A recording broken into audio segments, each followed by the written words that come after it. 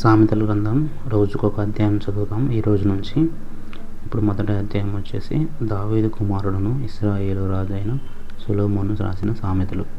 జ్ఞానమును ఉపదేశమును అభ్యసించుటకును, వివేక సల్లపులను గ్రహించుటకును, నీతి న్యాయ యథార్థాలను అనుసరించుటయందు బుద్ధి కుశలత ఇచ్చే ఉపదేశం ఉండుటకును, జ్ఞానం లేని వారికి బుద్ధి కలిగించుటకును, యవనులకు తెలివి వివేచన పుట్టించుటకు తగిన సామెతలు. జ్ఞానము గలవాడు విని పాండిత్యం వృద్ధి చేసుకును, వివేకం గలవాడు ఆలకించి నీతి సూత్రము సంపాదించుకును. వీటి చేత సామెతలను భావసూచక విషయములను, జ్ఞానుల మాటలను, వారు చెప్పిన గూఢవాక్యము చెల్లు గ్రహించెదరు.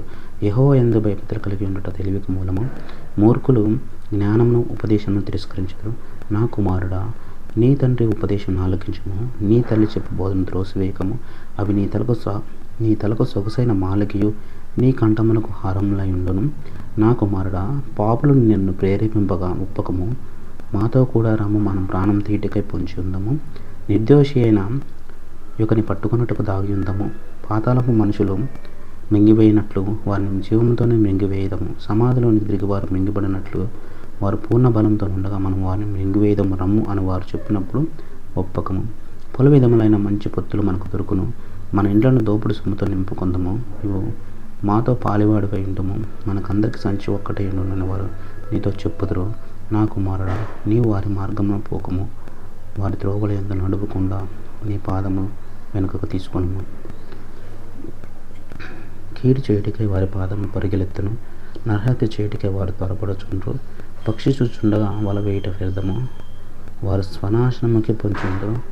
తమను తామే పట్టుకొనుటకై దాగి ఉందరు. ఆశాపాతకులందరి గతి అట్టిదే, దాన్ని స్వీకరించి వారి ప్రాణం అది తీయును. జ్ఞానము విధులలో కేకలు వేయుచున్నది, సొంత విధులలో బిగ్గరగా పలుకుచున్నది.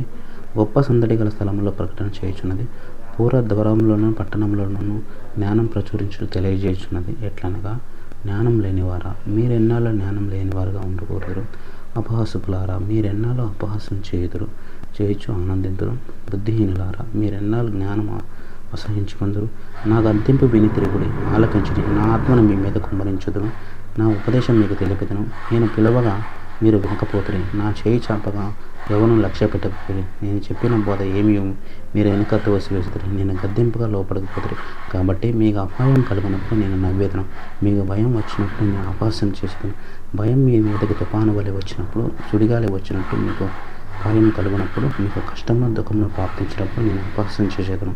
అప్పుడు వారు నన్ను గురించి మొదపెట్టేది కానీ నేను ప్రత్యుత్తరం ఇయ్యకుండా, నన్ను శ్రద్ధగా వెతికితురు కానీ వారికి నేను కనబడకుందును.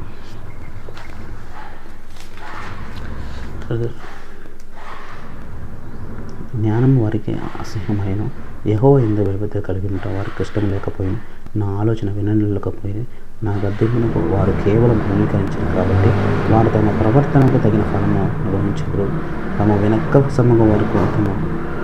తమకు వెక్క సమగు వరకు తమ ఆలోచనను అనుసరించదురు. జ్ఞానం లేని వారు దేవుని విసర్జించి నాశనమగుదురు. బుద్ధిహీనులు క్షేమం కలిగినది మైమరిచి నిర్మూలమగుదురు. నా ఉపదేశాన్ని అంగీకరించేవాడు సురక్షితంగా ఆలోచించను. వారు కీడు వచ్చున్న భయం లేక నెమ్మదిగాను. మొదటి అధ్యాయం అయిపోయింది.